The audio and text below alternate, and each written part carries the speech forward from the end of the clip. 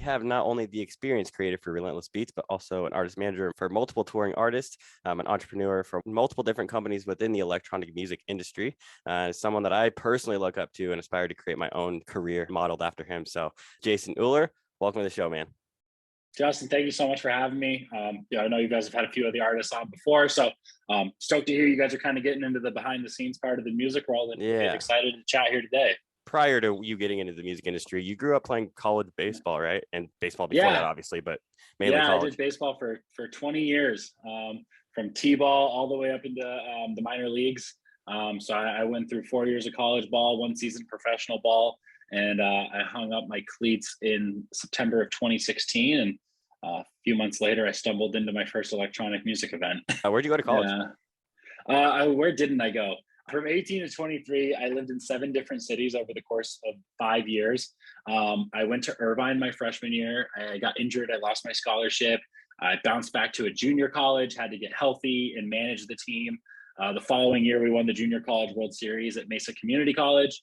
And from there, I went on to finish up school at Eastern Illinois University in the Ohio Valley Conference. Okay. And we got to play some cool schools out there like Vanderbilt, Alabama, Mississippi State. So I got to play a lot of big name schools, and went on to play 1 year of pro ball. And what did you study when you were in college?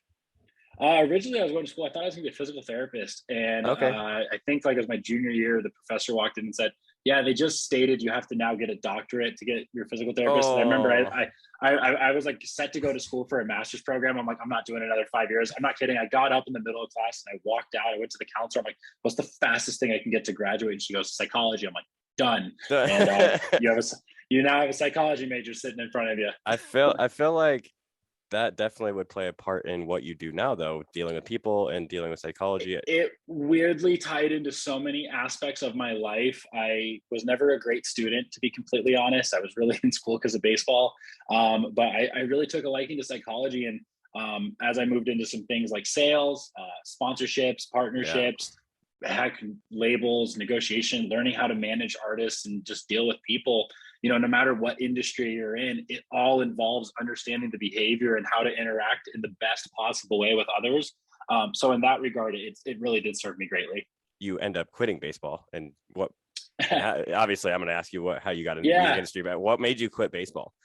Yeah, I mean, honestly, I played as long as God gave me the talent I had to play. I won't sit here and tell you, I got injured or I didn't make it. I was a darn good player. The reason I really made it as far as I did is because I just put in twice the amount of effort. I was a tryhard. If one guy stayed after practice for an hour, I'd stay for an hour 15. If you ran 20 sprints after practice, I'd run 22. And I played on a lot of teams I probably shouldn't have, just because I gave that level of effort. And honestly, that mindset and level of effort and work ethic, once I found this new passion with the music world, I was able to take that athlete mentality and that work ethic I developed from 20 years of doing that and apply it to this. And it was the first thing in my life where I felt like I could apply and chase a dream again. Absolutely. And it was really cool getting to kind of chase a dream all over again. That's kind of similar to my story. I used to actually compete in bodybuilding. I used to coach. Really? Very much into that world. Discipline. I mean, especially that world. The biggest thing that separates the good from the great is just simply discipline. Anyone can wake up motivated and want to go get after it that day, but the day you wake up feeling like crap and you're not feeling the best, it's what you do on those days. Yeah, I was, like it said, but you made a deal with yourself. I always tell myself I made a contract with myself to go do this. Yeah, I've always been that way. As soon as I say that I'm in on something, I go all in. I don't half-ass anything. If I'm doing something, I go for it. There's enough mediocre things in the world, Yeah, right. I don't want to contribute to that. You don't either. I bet it was really hard for you to leave everything you knew though with baseball. How was that transition? The rough transition? Yeah, it was tough. Yeah, I went and I finished baseball and got a corporate job at corporate America, working a 9 to 5 for the man. I was in a data collections company based out of Silicon Valley. It was a tech company, and I was in sales there. Oh, we're kind of similar to where I'm from. Yep. I was at Zenreach. It was based out of there. I was hammering the phones every day. I got there first month, was pretty excited about it. I started making money, and minor league baseball didn't pay a damn thing. Started making some real money, and for about a month of my life, I'm like, oh, I'm going to become a corporate executive. I'll make 6 figures a year, and that's going to be my life.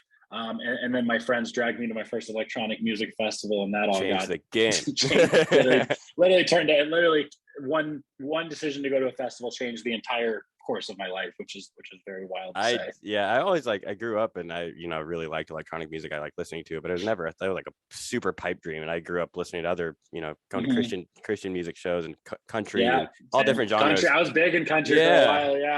And so, going to all those events, and my mom would take me growing up, and she's a huge concert goer, so it's always like same. My mom's huge music fan, and she grew me up with like a lot of classics. Like I was listening to like the Doors in like sixth grade, and Janis Joplin, and she was always showing me stuff from the 80s. So she was always a really big proponent of music. I was that weird kid that like went to the Eagles show, and everyone was like, "Who the hell's the Eagles?"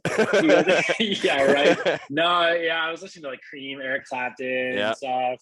AC/DC. My mom, like shout out to my mom. Like, and I tried to get into music for a while. I got a guitar back. I play a little bit, but I've never had musical talent. So I think I've always just appreciated those who do so much more. And that's kind of, I guess, what really led me to stumbling into a management position as well, was just that love of music. Yeah, I'm on the track to become a manager myself. I'm going to be going to Icon Collective later this year, 16 months from now. A lot of friends over there, some good people. Yeah, so you're definitely someone that I look up to, like in the industry as a whole. I had a question for you as far as Relentless Beats, though. Are you the experience creator? Is that like, are you like the head person that does that, or like how does that work? So as far as experience creation, I wear a number of hats at Relentless Beats. People think we're this big giant organization, when in reality, like we're an independent promoter. Like we're not backed by Live Nation, we're not backed by AEG. There's no corporate sale or just stockholders, but we arguably are one of the biggest independent promoters in the country. That being said, there's only 12 of us. Oh wow! So when I was on the team, there's only 9 full time. So now there's 12 of us full time. And we really contract out, and we have a bunch of part-time workers and people in the community, and that really bring these events together. But again, that being said, with small niche family like that, you're wearing a lot of hats. So my role is really, I number one, I came in and I do all the partnerships. So any like sponsorship, brand or partner activation or space you see at a festival, I did everything from sourcing that lead to lining up that partner to come in, negotiating the terms, and then all the way to getting on site at the festival and building their activation with my own hands. I've built things like roller discos and silent discos. We had axe throwing at Decadence. We've gotten to do so many really cool things, and it's just awesome to get to do this now, because I remember like my second festival ever, like I was walking through, I'm like, oh, it'd be so cool if they had this, or like, what if they had this? And now you can do that. to be able to come back, 3, 4, 5 years later now, and physically come up with these ideas and watch my friends and the people in the community that I came up in get to enjoy it is one of the single most rewarding experiences of my life. That's so awesome to hear too. It's a very rewarding path. I heard you say in a previous interview that it's like 90% just work that you don't want to do, and 10% of the work that you're like, is this real life? Yeah, it really is. And like that 10%, that's like that high you hold on to. And like, even for like artists, I think it's the same thing. Cause like no artist wants to go on TikTok all day and Instagram all day. They just want to make songs and like go play them, and like, I think that's really any thing in life. It's like a lot of it's going to be this 90% stuff that's just like really heavy lifting, it's grunge work, but finding something that has that 10% that just gives you that natural high and like makes you want to chase again, like music has that. What was the moment that how did you go from baseball to the music industry? Yeah, it's kind of, I'll tell a story as short as I can. I tell it on every interview I've ever done. And honestly, like I get DMs all the time, like, where do I get started? How do I do it? And like, I really in reality had a very unconventional path. I finished up baseball in August of 2016, and I went to Mad Decent Block Party 6 weeks later in late September of 2016. I didn't want to go. I wasn't into the music. I'm like, oh, it's a bunch of kids on drugs. Like I had this just horrible stereotype perception. That's how the stereotype still is. Yeah, for years. And I unfortunately was part of that. And my friends were like, shut up, you're going. So I get my ticket, reluctant to go. I get out there. I get there night one, and I have the time of my life. I remember my first so event. Much fun. Exactly. And I just like, I ended up having so much fun that I walked away, lost all my friends. Next thing I know, I'm talking to strangers, hanging out, like getting the full festival experience, and just like learning about rave culture and the dance music culture and the music, and like just some really passionate people that I'd never met, just strangers. My friends thought I had left. They thought I just dipped and like had gone. I'm the king of the Irish goodbye of my friend group. They always joke about. So they all thought I Irish goodbye them and just went home. My phone had died and they ended up leaving without me. And my phone had died and I was stuck there at the venue. So I'm coming off the time of my life. All my friends are gone. I'm sitting in the parking lot waiting in the dark. And I'm like, oh my God, that was the best thing ever. I woke up the next day, had a bit of a headache from partying a little bit. And I had like $150 Uber charge on my phone. And I'm like, that's not chill. So the next festival came up, Global Dance 2016. It was in the Western town at Rawhide, where Relentless Beats hosts Gold Rush now, or did. And I went there, I bought my ticket last minute and I'm like, oh, I'm getting excited to go. And I'm like, crap, transportation. And I didn't want to pay for the Uber. So I hit up all my friends. I'm like, yo, I have this old party bus connect from college. Like, why doesn't everyone just chip in? I'll get a party bus. We can all save on the Uber. Like, it'll be way more fun. Let's go do this. And so I thought I'd get like 30 friends to come on board. And my bus driver packing it out fully, right? Yeah, the bus driver only had a 50 passenger bus. We had 75 people on this bus, and the pregame was in my backyard. My buddy DJ'd on like a fold out table. Yes. And I didn't think anything of it, you know. And that night I went to Global Dance Festival in 2016. I saw Galantis, Alice in Wonderland was there. Like, I mean, there's some, I don't want to mention the names. At the time they were big, was Bass Nectar, Datsick was performing. They were, that was before everything happened, 2016. Yeah, before everything happened, yeah. That was Louis the Child, you know, so there was a lot of big early names. Louis the Child. Yeah, exactly. Wow. And I walked out of the gates that night. I'm like, I want to do this. Like, I want to work around this. Like, I walked out. That's when I had my aha music moment. And that night when I got off the party bus, you know, I'd made $3,000 in 2 weeks, and I wasn't trying to make money off my friends. I was just trying to get to the festival. Yeah. And I didn't want to Venmo everyone back. So I donated it all to Phoenix Children's Hospital and said, here's the sponsorship receipt. Here's the contact. If anyone has any questions or concerns, talk to them. Everyone was cool with it. The last person that came off the party bus that night just looks at me and goes, what's the plan for Decadence? And then the light bulb goes off and I'm like, oh, I know exactly what the plan is. Yeah, I went to my computer at 3:30 in the morning that night, and I made a company email address. Movement Entertainment was my first entertainment company I launched. Awesome. And I made a company email address because like the biggest problem when people go is there's like, what do I do? Start. That's what you do. You literally just start.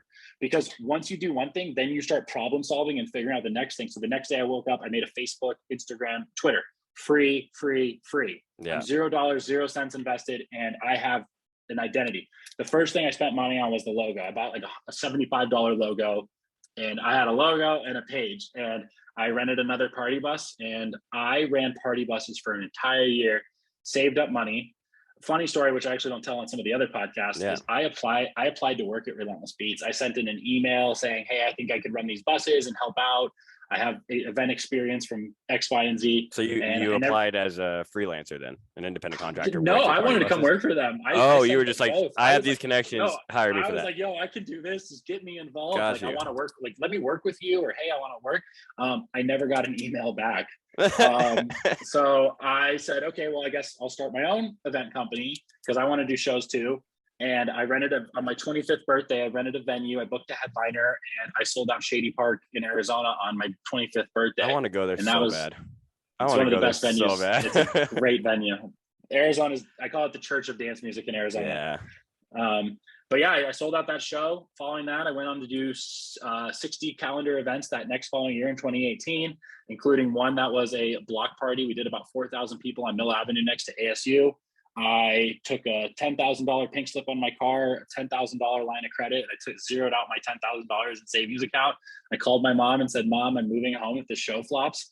And I went all in on this block party, and it almost didn't work out, and barely got pulled off. Like, it almost got canceled because of the city. Was able to get everything done. That's a whole other story for another day. Gets done, and we built up the momentum, and I just went on to start booking shows like crazy. I was looking for every opportunity I could, and then end of 2018 going into 2019, Relentless Beats had invited me to the office to have a conversation, and the prospect of them opening up a position and role for me had really started there. And 2019 February, I was acquired and stepped away from my company and took a full-time role at Relentless Beats. And that entire time working with Octave, my entertainment company, I was working a full-time 9-to-5 sales job at DoorDash and ZenReach at the DoorDash corporate office. So I was salesman, corporate guy from 9 to 5 during the day, and then I was entertainment promoter for every other hour that I could possibly do until it came to life. So you worked a lot of hours like I do every Worked like single week. 80. I worked like 80. I was pulling like 80-hour weeks. I remember going out to set up a gig at a bar, and I'd be like 3 a.m. and I'd be unhooking the CDJs to carry home, to cart out of my car, get back into my house, just to wake up and go to work the next day at 7. Yeah. Just to wake up and go to work the next day at 7 a.m. and then get done and go to meetings to push the brand afterwards. Yeah. Like, it was burning the candle at both ends nonstop for really 2.5 years. You know, but I went from, I don't know anything about the music world, to 2.5 years later, this is my full-time career. You know, and so it took and like, you know, I don't say that to gloat or anything like that, but it took that amount of work to make it happen in that time period. Yeah. And I also had some things go right for me. You know, yeah. the harder you work, the luckier you get. Yeah. But you know, there's no timetable on it for anyone. Everyone's on their own journey. But you know, whatever you're willing to sacrifice, I was willing to sacrifice sleep. I sacrificed nights out with friends. Like shit, I was sacrificing meals. Wasn't always the healthiest way, but I was just so set on doing this that I think I was able to expedite my process a little bit. But I went into it with a 10-year mindset, which everyone should. Everyone definitely should, because I look at people that are like even just other podcasters. I'm like, there's a couple that have started when I started. I'm like, how did they get ahead of me? But then I look at other people and I'm like, oh, they're behind me. It's like there's always someone one step ahead of you and always one step behind you. Always. You're on your own path. Yeah, especially when people go to start. Like the reason most people don't get started, which I always refer to as like, it sounds so simple, but like it's the hardest part for people. They don't start because one, they're afraid to fail. 2, they're afraid of what other people can say. When you get past those 2 things, you're halfway there on a great path to being successful. And I think one of the key things is, and all the successful people, one of the key things to being successful is being able to like know that you're going to fail, and B, just being okay with it, and like almost wanting to fail too.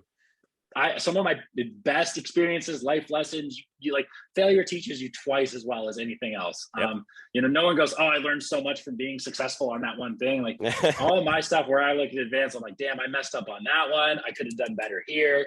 Yeah. You know, and so much is life. It's always just, you know, you take a product out there and you get feedback and you go, and then you go back to the lab and you work on it. And it's just, you know, as long as you're in that perpetual state of I'm going to improve and I'm going to better myself, mind, body, soul, and better everything I'm working on, you know, the results will be there eventually. It's just, you have to give yourself that time. Yeah. So along your journey, I want to go to the moment where you went from Movement, which was your party bus company, into Octave. Yeah, that was actually a wild story, and I could go into this one. My first business partner and I had a falling out. We got into a debacle. I felt like I was, with Movement. Okay. I thought I was putting in a little more time and effort, and I didn't feel like it was being reciprocated. We had a falling out, and we had a team of about 12 at the time, just a bunch of college kids and young, hungry people like myself, young professionals, just side hustling. We split, and the team ended up coming with me, and we went to go create a new brand. I launched it with my best friend, Nick Lamoureux. He runs Moon Landing, one of the media companies in the dance music space now. You know, he and I went to go start that and build that together. And that's really where it started to take off, was when it became Octave. What was a long-term vision when you started Octave? I wanted to fill the biggest festival in the world. I read a book one time. Like, it takes the same amount of brain. I always just use money because people get it. I could care less. But I use this. You get it. Like, it takes the same amount of brain power to think I'm going to make $1 million as it is to I'm going to make $100,000. Which one would you rather fall short of? Million. So for sure. Exactly. Like I went into it like, I have a location. I don't want to say on here because it's something I'm going to be pushing every Relentless Beats to happen one day now. But I have a location that I've always dreamed of putting on a festival.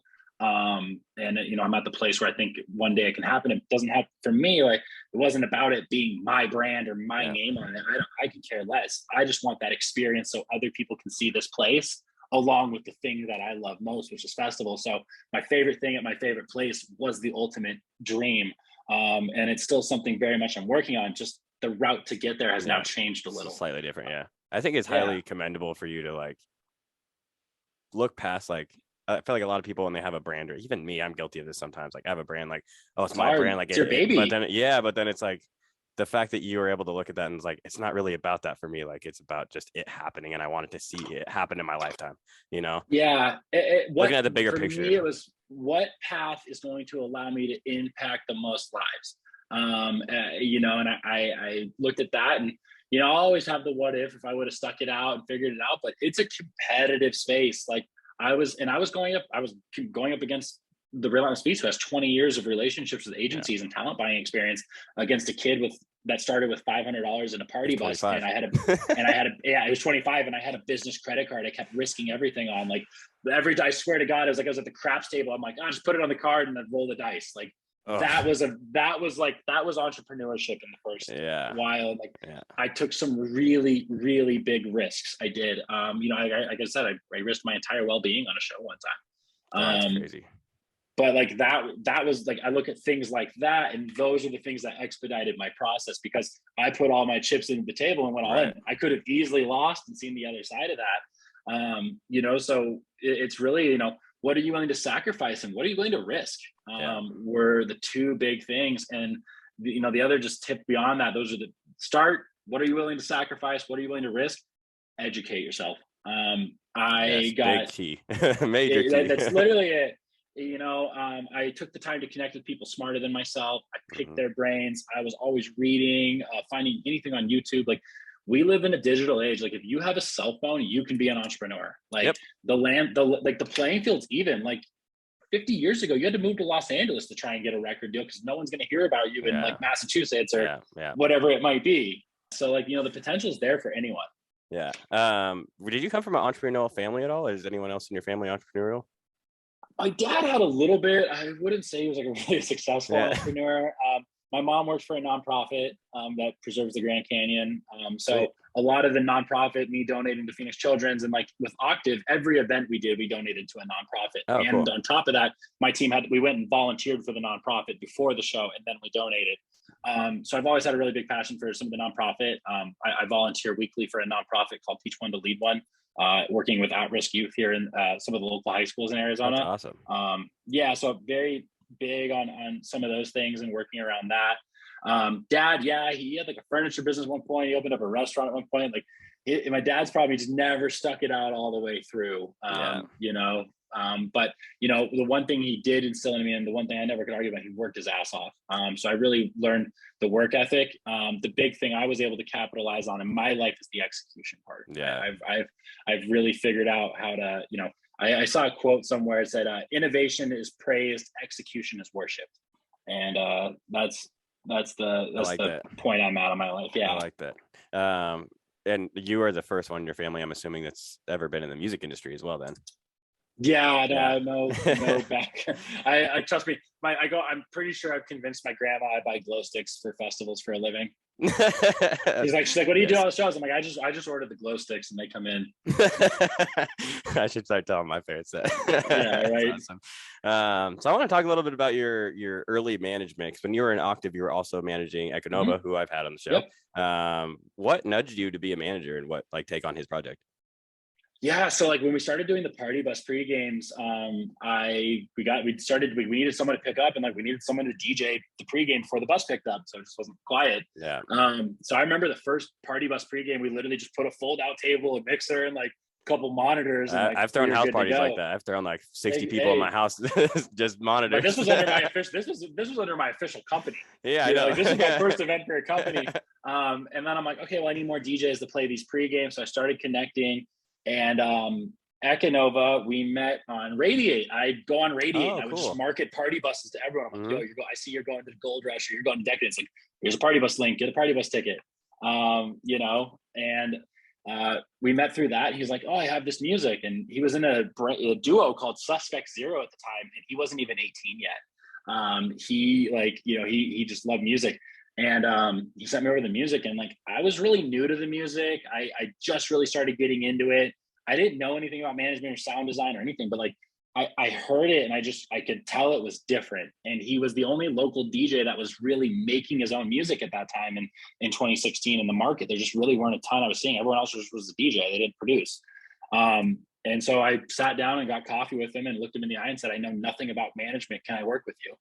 And I was just being honest. I just looked at him and I'm like, I started this company. We're starting to do some things. Like, I don't know, but I'll figure it out. And I think you're really good. And, him and the duo at the time, they took a flyer on me. And within a year, I started getting them shows. We took the party buses and moved to Maya and started doing club takeovers at Maya nightclub in Arizona. Okay. And I would take the people on the party bus and I'd fill tables. And then they'd give me the opening slot at 10 o'clock at doors. And then I'd put Suspect Zero Econova on that slot, or I started getting slots there. So now I have this value where I was starting to pull in artists and all that. But, once I went after a crazy dream trying to play professional baseball. It's so hard to make it in that. And so, when that dream ended, and I went into events, being an event creator, it's about service. You're servicing the patrons, you're the audience, you're giving them an experience, you have a level of quality to maintain, right. That's great. And, I started to turn my life, okay, well, how can I serve others? And, I started to see these kids with these dreams, like, hey, Steven, what's your dream? He's like, I want to do this. I want to chase this crazy dream. And I'm like, I know what that's like. I can get behind that. And so for me now, it's like getting to chase the baseball dream all over again, to get to the main stage at EDC, to get him to the main stage at Ultra. And again, it's that 90% grunge work, but like the 10% of like getting to watch him play Bonnaroo, watching him like fly to 10 different states and play shows, like playing EDC. His career's come a long way since the beginning. So yeah, like watching Porter Robinson play his original music at Freaky Deaky and across the globe, and like getting Porter's stamp of approval, and like getting to work with labels like Din Mac. Porter says your stuff's good. Like doesn't have to play in his sets, I'll take it. So, for me, like I always knew that was going to happen for Steven. Again, I heard the music and I heard it. I'm like, he's talented and he had the work ethic. And that was the biggest thing. If you want to be an artist manager, I don't care how talented it is, like work ethic matters. And so for me, like if my artists don't work as hard as me, I simply don't work with them. Like I hold myself to a level of work ethic, and I expect the individuals around me to hold themselves to it as well, because at the end of the day, that's the only way we're going to pull this off, because this shit's hard. Yes, it is. Yes, you got to work your ass off. I wanted to touch on something that you said, that, being at service. I think that's one of the main things. One of the main key things to your success too is like just the servant leader mindset. Where you are leading. Difference between being a leader and a servant leader. Yeah. Can you talk a little bit about what that means to you? Yeah, absolutely. I mean, being a leader it's a rank, it's a title, it's a position. There are leaders, and then there are those who lead. I always, when I started my first company, any group setting I work in, I love the story of, I tell it the best through the story of 300, the Spartans. Most ferocious fighting force in all of Greece, ancient Greece. They train their warriors to be the toughest as possible. And the Spartans had a saying that said, come home on your shield, or come home with your shield, or come home on your shield. The cost of losing your shield in battle was tremendous. They'd kill you sometimes. Right. Because if you lost your shield, it meant you couldn't be part of the phalanx. And the shield wasn't to protect you. It was to protect the guy to the left of you and the guy to the right of you, to be part of the team. Right. Exactly. That's what made their numbers so powerful, being so small, fighting these massive forces. And so, I always came with the mindset, carry your shield. Like, leadership's not a position. It's not a rank. It's a choice. It's the choice to look out to the guy to the left of you or the guy to the right of you. And when you've made that choice, you've become a leader. Yeah, that makes a lot of sense. In what ways do you think that you represent that for Relentless Beats now, in your role for Relentless Beats? Yeah, I'm lucky, leaving my own organization where I was the leader. I have a group following. They really welcomed me in, and I've really grown to a point where my voice is very heard. There's a lot of initiatives that I've been fortunate enough to come on and spearhead. And one of that's just bringing this experience to the festival. Before I came on, it was really just stage shows, big lineups, and now it's like, what texture and flavor can we add to the event? What are the areas we can create inside the festival where that lost kid that's wandering the festival goes and talks to a stranger and has the best night of his life, because I was that kid.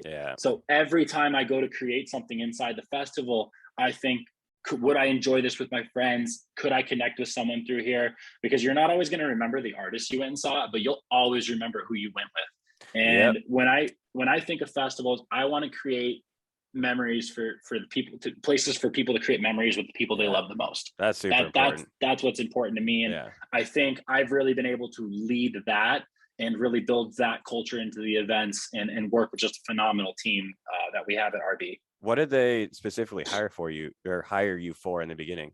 Yeah, I was originally just supposed to come on and sell sponsorships. You know, when I had my original talk, they found out, they're like, "Oh, well, what do you do outside of running party buses and shows?" I'm like, "Oh, I'm in sales." And they're like, "Oh, we don't have anyone selling sponsorship." And I had never sold sponsorship before. I had no idea how to do it. My first day at the office, they go, "Here's your desk.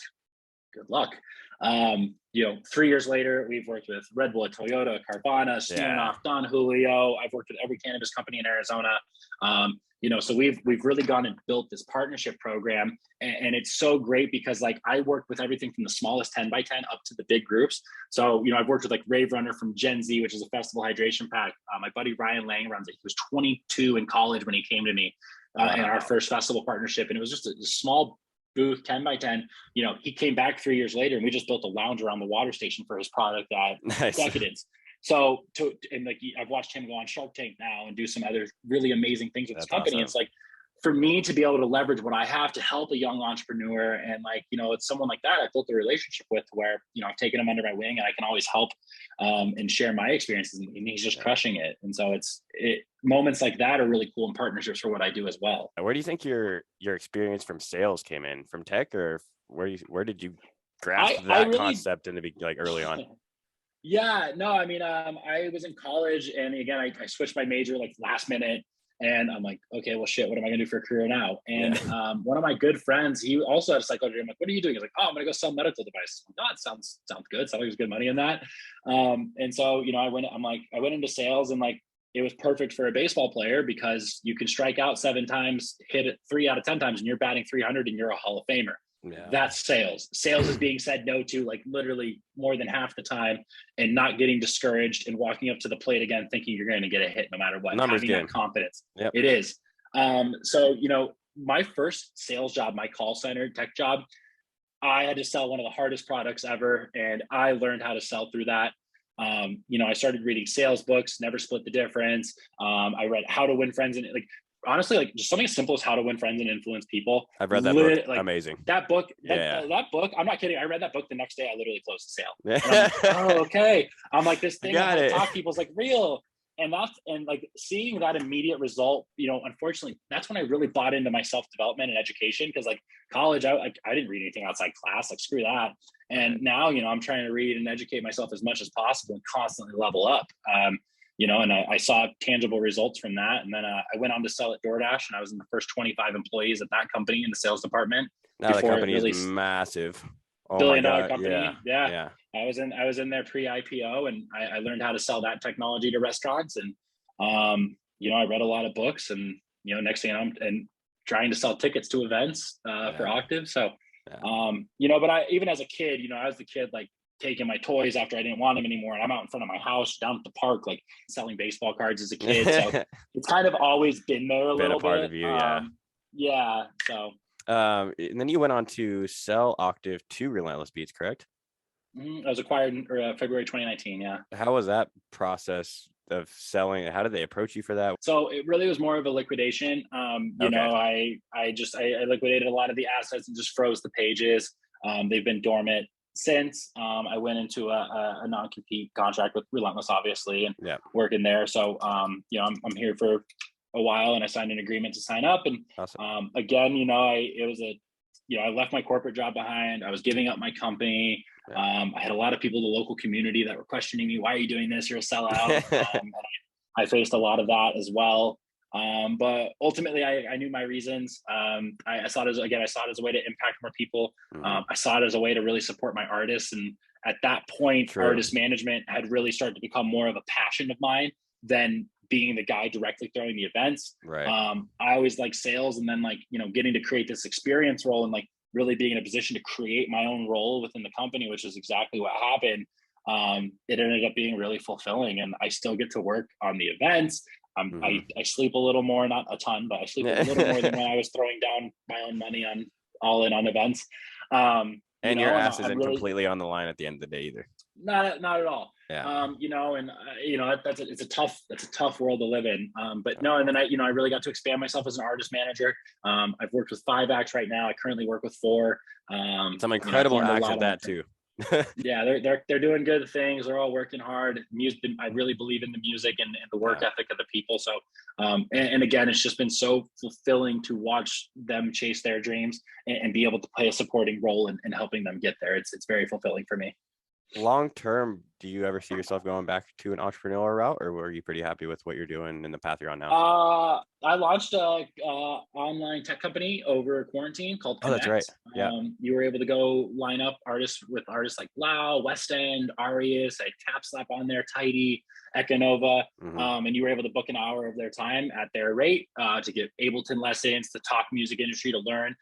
Again, mentorship's a really important thing to me. I've been mentored by some really great people, so I wanted to create a platform for that, and that helped me survive the pandemic while Relentless was really slow. That's awesome. I'm looking to get that project back up and going a little more here soon. Prior to that, my old business partner from Octave, Nick, and we launched Moon Landing together. I've since stepped away from that project, and Nick's really taken it, run with it, and like Awesome. getting him set up and watching him go be successful in the Yeah. industry. They were featured as a top blog in the dance music industry this year Excellent. from a few publications. So, exciting watching one of my best friends and old business partner now have his journey. Yeah. I now have a clothing company, Hustle Theory. Yeah, I was So gonna say that. Yeah. What's the I'm behind? What was the reason for Hustle Theory? First of all, where did that name come from? Because I love it. And second of all, yeah, what was the backstory of the reason why you created it? yeah, definitely. I was really looking for a clothing that kind of embodied my mindset. In baseball, the term was always hustle down the line, like hustle out to your position, Hmm. hustle, hustle, hustle. And, entrepreneurship was very much that grind. And I think everyone has their own theory or definition of what hustling means to them and how to apply it. And it's all about learning what your hustle is for you and how to Yeah, go. And I always keep the established in 2020 here, because 2020 for my industry was one of the hardest years of my life. I absolutely. had to get up, I had to get off my ass and go hustle. Yeah, As I lost everything. I lost all my touring with artists. I lost all my work yeah, with Relentless Beats. So I didn't sit there and feel sorry for myself. I said, I'm going to get up and go hustle. And I had known how to build merchandise companies with print and drop ship and all that from running a business before. yeah. And I'm like, I can make that and build that. And wanted to create my own brand. So it's a new project we just really got going, and it's Awesome. really starting to pick up a little more now, and just a little passion project on the side. So I still have an entrepreneurial bug, even building this position at Relentless Beats. I just hired my first full-time help with one of my best friends who worked with me on Octave, Oh, which is Pam. cool. So now he works full-time with me at Relentless Beats. My last intern that was helping with my artist, Bree, now works full-time with Relentless Beats. So I've really been able to build an organization within Awesome. Relentless. My So in a way, CEO, you're almost an entrepreneur for the people that a know little it bit, out yeah, there. People a that know what little that is less, out there. Yeah. yeah, a little less risky, but yeah, I get a chance to really build. I don't, I'm not being micromanaged or told what I Yeah. can and can't do. Like if I have an idea, it's welcome. We come up with game plans and how we want to attack it. And our team at Relentless it's a bunch of people that wake up every day. They all work as hard as I work. Some of them work harder, which is hard because I work my ass off. But Yeah. I work with just some incredible individuals there. That's awesome. The network that you've built through at Relentless Beats, do you think that Yeah. has helped with your management, and do they all kind of tie in together? So there's 2 worlds. There's the music industry, and then there's the music business. At Right. Relentless Beats, I produce the events. I work in the music industry. Okay. With the artists, the royalties, the publishing, streaming. I work in the music business. So those are 2 different I like that ecosystems. The way Explain that, because I yeah, really like that distinction. yeah. So I really look at them as like 2 different ecosystems. Like my CEO Thomas Turner has been working 20 years. He knows all the agents, knows a lot of Mhm. promoters, venues and stuff. But he's hasn't done as much of the management side. He doesn't know as many of the publishers and like things like that actually like royalties and streaming music Right. and whatnot. So I've created my own ecosystem. I look at like Moon Landing works with Relentless Beats as a partner now. Like Connect, there's artists out there that I've worked with, and I've worked with those artists. And like Connect led me to managing Tidy, and I managed Tidy for a year and learned so much through that project. He had the #1 dance song in 2016. Yeah. Published the Universal Music Group. He composed 2 Disney on Ices. Like working on the I back didn't end know of that that. Wow. project, and yeah, working on the back end of that project and learning those things, like just stuff I couldn't have imagined. So that came about through Connect. Ryan Shepard, I interviewed him when I was working with Moon Landing, and I interviewed him on a podcast for Moon Landing. years later, we're back and working together. Bella, I just randomly met through Twitter. Echo, I met through Radiate. So yeah, like they all coexist on some level. Like, I booked Echo at a venue in San Diego. One of the guys we met through there works for a group called Those Lonely Boys. I was able to get them booked on the art car at Decadence. Like it all intertwines at some point. And the more you can think about building the ecosystem, because like anything that's great lives in an ecosystem. Yep. And figuring out what that balance is. And one thing I want to deter young people from what might watch this or wanting to work in music, don't go and try and take on all these things that I do at once. Biggest mistake I see people make. I focused all in on octave, and once that was built, I was then able to start branching and learning some of these other things and going. Right. You try to spin all these plates, you're going to be doing. And even some days I look at myself, I'm like, I need to learn to say no to more things, because I just say yes to opportunity a lot. Yeah. It's hard to not say yes to an opportunity, though, especially if it's a good one. I'm the worst at it. That's one of my big things I'm actually really starting to work on, is like, because I get people pitching me on ideas all day. We should do this. And I'm such a like, let's do it, and luckily I have some people at the company who are a little more like, no, let's think that one out and all that. So I got some good voice of reason in my life. But yeah, I'm a doer. That's good. I want to talk a little bit about your management now. So obviously we're talking a lot more about Econova in the past, but now you have Bella Renee, Brian Shepard.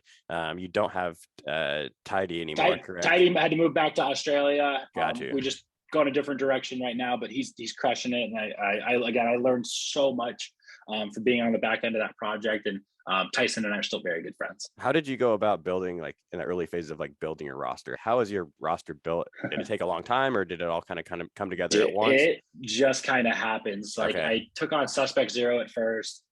They eventually split, and I quit working with them for like 3 months. And then Steven came back to me and goes, I have this idea for the Econova project. He showed me the music. I'm like, yes, let's do it. Yeah. And I went with them. I managed 2 other acts during the Octave days that haven't heard of, you probably didn't find in your searches. But I had 2 other acts. I learned from those, and they just, one wasn't really producing music a lot. The other one wouldn't buy into my marketing strategy at the time. So, it just didn't work out. I kept rolling with Econova, and we've just been going.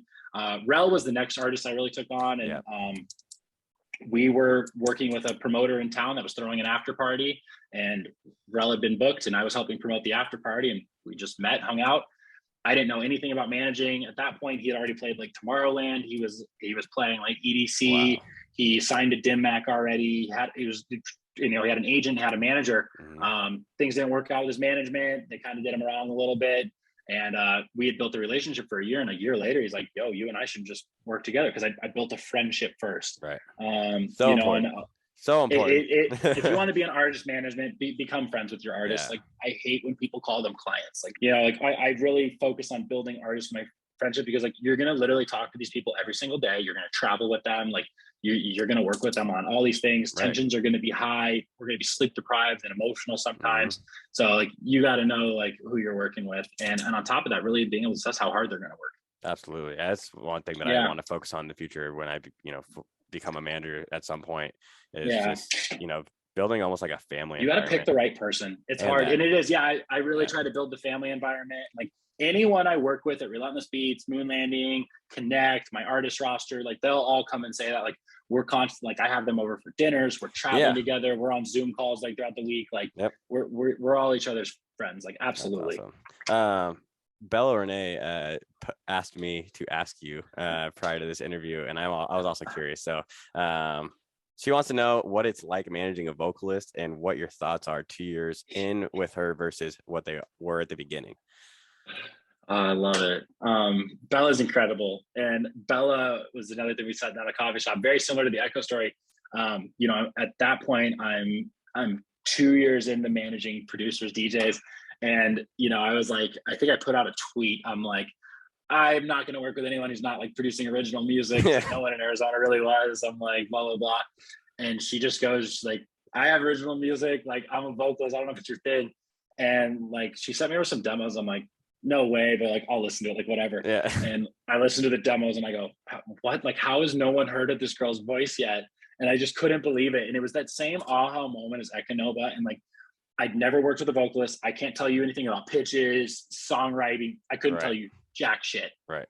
I just heard it, and I don't know how to explain it. I just knew it was special. She has an amazing voice, and she has so many crazy collabs coming out, and I'm sure even more to come in the future, but she is exploding right now. So I bet that feels awesome. Yeah. Her whole first year, and like that first year was tough. Like I really took her, she had to trust me. I'm like, she had like 3 songs up, one had like 1,200 streams. I'm like, I'm gonna make you delete all your music off Spotify, and you're gonna start from complete scratch.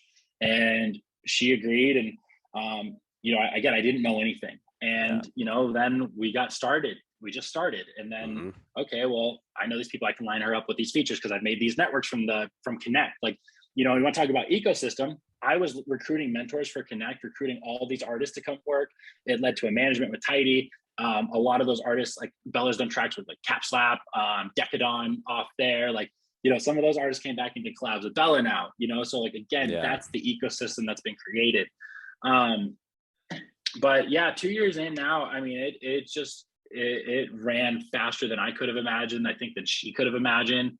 Her and I really are just a good team. When I talk about finding an artist who embodies your work ethic and drive, like Bella is like like this girl, like you tell her she's like, she just carries that chip on her shoulder. You tell her she can't do something, she's gonna find 10 ways to prove you wrong and then go make it happen. When it comes to hustle, like just getting out there and getting done, like that's Bella. She hones in her craft. She constantly works on her. She's where she's at. She's still going and getting vocal lessons. Like she's constantly working on ways to improve her songwriting, mastering her craft, and all just doing it with the best heart. She's the kindest soul. So yeah, 2 years later, it's more than I could have imagined, honestly. So cool. Her Spotify growth is up 522% this year already since January 1st. We released one track with Riot on January 14th, one with Ryan Shepherd on January 21st, and then a week later, we just did 3-week songs, and then she's with Dim Mak today on a collab with Sundress. So it's just been incredible to watch her growth.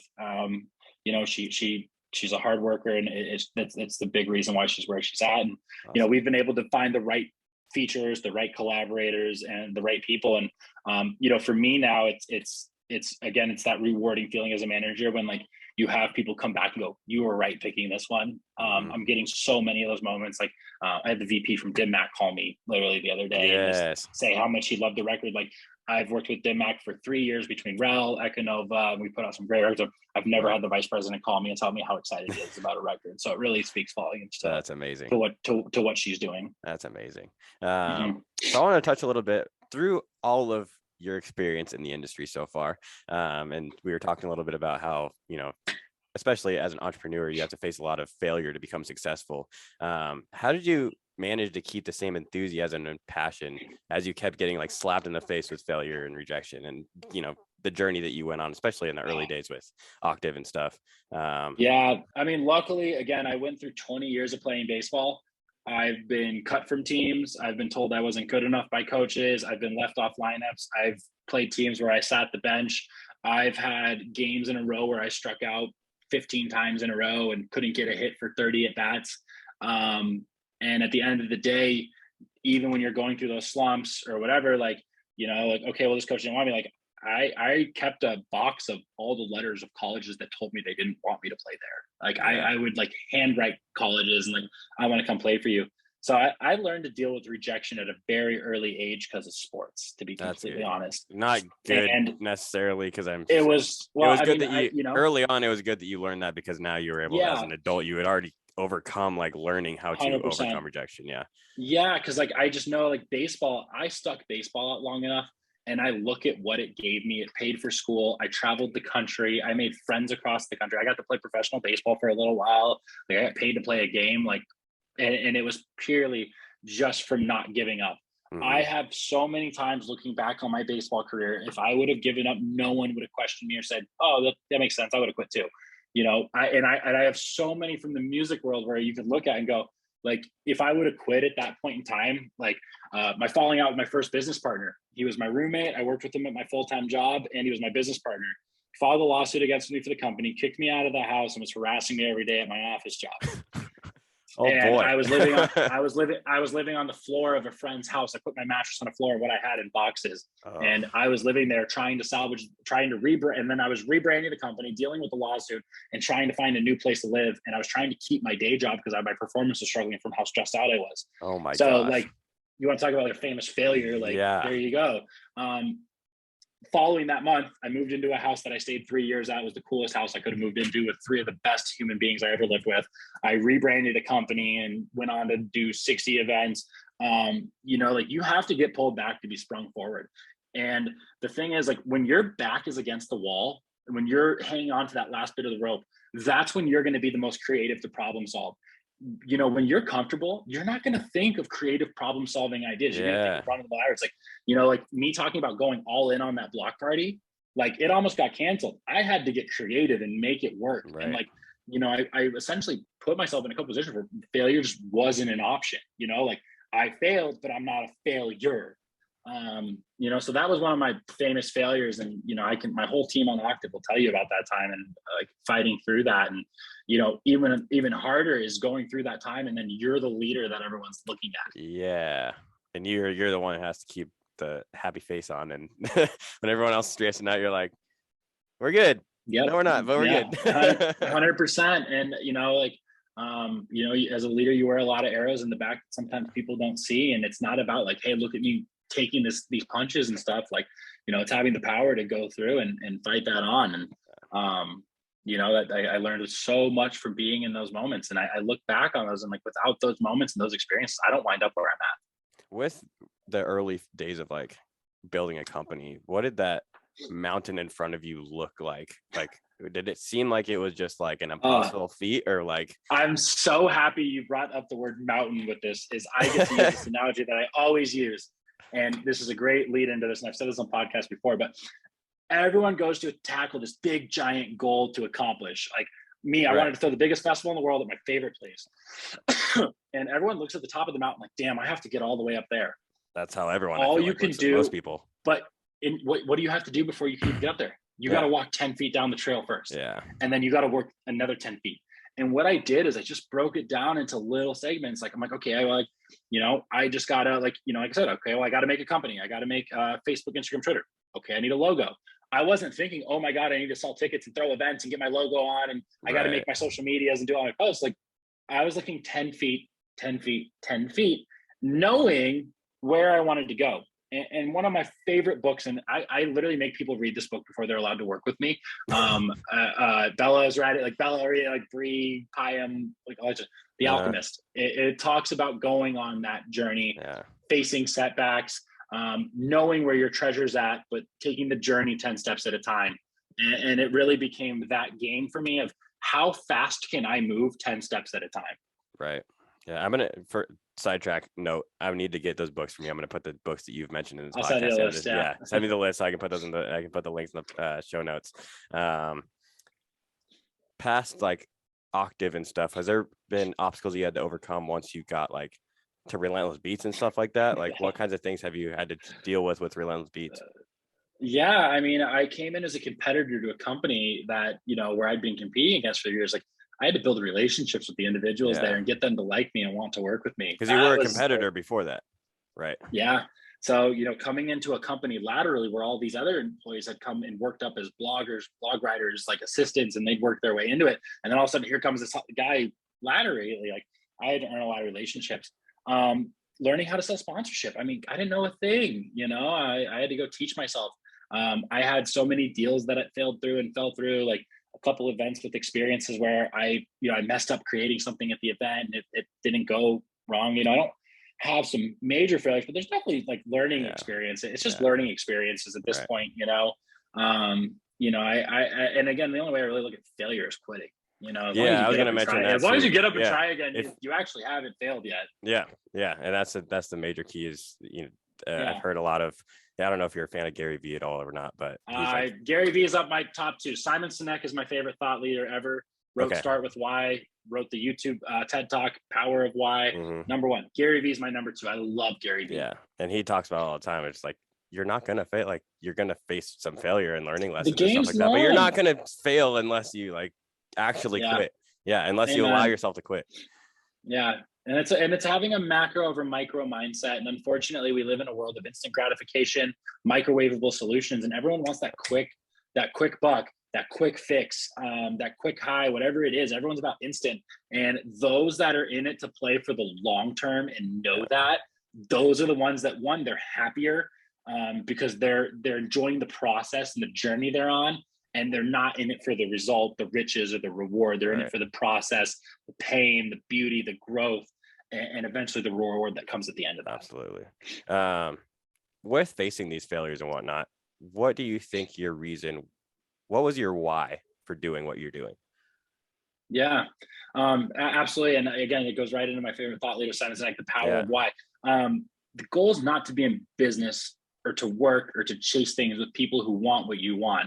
The goal is to be in business or work with people who believe what you believe. Yeah. If people want what you want, they'll work for your money, they'll work for their own benefit, whatever. But when people are attracted to a cause or a belief, they'll work with you for their blood, sweat, and tears.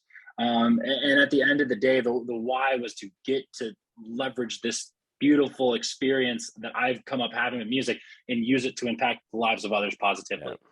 I know how much, like, times at festivals or whenever I was just going through it, like even just going on to shows and just being able to get lost in a crowd, have that moment in music, what it did for me mentally, in some really dark times, and what it was able to create for me was, I can't explain it enough. And if I can work to create that moment for one other person, then it's worth it. And I wake up every single day and go to the office and hustle to see what I can do that with. And sometimes that one person is someone on my team, with my artist, getting them to something. Sometimes it's someone I work with. Sometimes it's a sponsor, a partner. Sometimes it's someone I work with at Relentless Beats. And every day it's the attendee that's walking into our event that came there and is getting away from some of the stresses in the world a little bit. And it goes beyond, I mean, because you also have Connect and you also are an artist manager, it goes beyond just the experience for the crowd. It goes with the experience of the all people of that it. want it. Yeah, the people that want going to back to that ecosystem. Well. Yeah, that's incredible. And even as a mentor, like, the big reason I get involved in my youth programs, the reason I launched a company like Connect, the reason I like to, like, I get on and I love getting to mentor young artists and professionals. I'm really picky about who I give the time to sit down with. But like, if I can see a kid's really hustling, working hard, doing it the right way, like, those are the kids I try to sort through and pick out and like find out there, and then pass forward the knowledge that was given to me by people much smarter than myself. Absolutely. I do feel like I have a big responsibility to pay it forward. And that's why I absolutely love getting to come on things like this, because even if just one person listens this day, it takes one thing away and it helps them on their journey, worth every second today. Yeah. And that's also why I've kind of restructured my show, and I'm helping out the people who want to be in the industry now, because that's the area that I want to focus on. I get emails and DMs every single day for people wanting to figure out, how do I do it? Where do I go? I love doing this. And like, the biggest myth is there's not enough room. There's room for everyone. In this, you just got to find where you fit. Find your specific little thing that you want to focus on. And you just got to be willing to work your ass off. Like, that's what it comes down to, and just be in it for the long run, but absolutely. And that's awesome. You're doing that. I hope to connect you. I have tons of network in this. I hope to connect you with tons of other music entrepreneurs to come on here. And more than happy to do so, because it's so valuable what you're doing. Thank you. I appreciate that a lot. Something that we haven't really talked about that I think also it plays a factor in your success is the fact that you are also a Christian. You were born and raised a Christian. Something that I also try and focus on with my show. Had Asor on last week, who's also a Christian. How do you think you have managed to find balance between your faith and also in the pursuit of your dreams of being in the EDM industry? Yeah, it's a tough balance for sure. I mean, there's, it's a wild place, like, I don't look at myself so much as religious. I don't like the idea of religion. You're just a believer for me, it's a believer in Christ, and having my relationship with that, and really being able to understand that, and that served me a lot of times in baseball when I get cut from a team or whatever. Like, I'm like, just having that undeniable faith that, like, I'm on a path and a plan. As long as I trust it and continue to follow it, he's going to put me in a place where I want to be, for that greater purpose. And, it really has led me to a place where I do believe I'm impacting a lot of people positively, and things like that. Yeah, it's a tough thing to carry forward with you in today's day and age. That's for darn especially sure. especially in our industry too. I talk about this Yeah, all the time. It's like that's why when I first started getting interested in the EDM industry, I was like, I feel like I'm like just sinning being here, like just being in this like, but like at the same time, it's I like, have okay, that. but Yeah, how can I be the light in the industry? And as I was just like, I'm gonna own this and see what happens. I've found people that are actually, like yourself or a couple other you'd be people that I've surprised. talked to. Yeah, You're actually surprised, yeah. And people have been hitting me up now that I've been talking about it a little bit more on the show, and they're like, I'm so happy that there's like a place for like Christian EDM lovers to like go and like it's yeah. like building a community around that. So that's And that's the awesome. great thing about dance music. There are so many communities around it because Yeah. it attracts people from all walks of life. Yep. Yep. Everyone's got a story, everyone's got a hardship. Everyone has different interests, different likes, different beliefs. Yeah. So it is this just big melting pot because at the end of the day, it's like EDC, when you roll up, the first sign you see is all are welcome. Yep. And a lot of the ways I grew up around the church, that message was a lot of the same, was all are welcome. Yeah. So I really love that culture aspect of dance music and tie it a lot into And I had to remind myself too, is like love Jesus or love people the way Jesus would too. You know what I mean? Yeah. Like Jesus wouldn't be judging people for doing certain things. Like No, everyone's I a mean, they sinner. always just like it's just in the Bible. He used to hang with all the sinners and Yep. would do dinners, and all the rich folks were, why is he spending time with him? And he always said, sick people don't, or healthy people don't need a doctor. Yeah. So and living your life is WWJD. What would Jesus do? Yeah. So you were raised around the church then, right? Yeah, my dad was a big believer and took me a lot as a kid growing up. A number of church camps and things along that route, and my faith really tied in to my baseball career, and it was something I was very tied into on the field. Even the volunteer program I work for called Teach One to Lead One, it's actually a Christian-based organization. Okay. We go into the public schools through that, but it is a Christian-based organization on the back end. Even on my baseball teams, I played for a summer team in New York, part of the Fellowship of Christian Athletes there as well. So a little different take on summer ball. And we had FCA chapels at a lot of the schools. So like you'd go down and play Arkansas, and even before the game, you'd go to a chapel with guys on the other team that were all in that. Oh wow, do that before the game. Yeah, that's cool. So that's awesome. Do you feel like your role in the EDM industry, obviously believing and having a relationship with Jesus, and do you think that God put you on this earth to do exactly what you're doing now? Yeah, I can't imagine. I feel, I wake up every day excited to do what I'm going to go do. I believe it puts me in a position to connect. And I think I've met more people through working in this than I would have just about any other way. Especially getting to be in partnerships. I meet so many people, and going to these businesses, and I've always just tried to, how many quality connections can I create? I really make it just a finite focus on that. So I feel like I'm exactly where I'm supposed to be. I feel like I'm in a position where I have the opportunity to positively impact the lives of others, even if it's for a night, even if it's my artist and it's for their life. Again, it just goes back to being that servant leader, because Christ himself was a servant leader. Yep. And that's why I brought that up earlier. One last question, and then I'll wrap this up here. Do you think because of your relationship with Jesus, it has helped you overcome a lot of your failures? Oh yeah. Yeah. One of my favorite songs, actually, it's not like "Sunset Jesus" by Avicii. When I was going through that month when I got kicked out of the house, and it said he said it just says "I'll be okay" in it.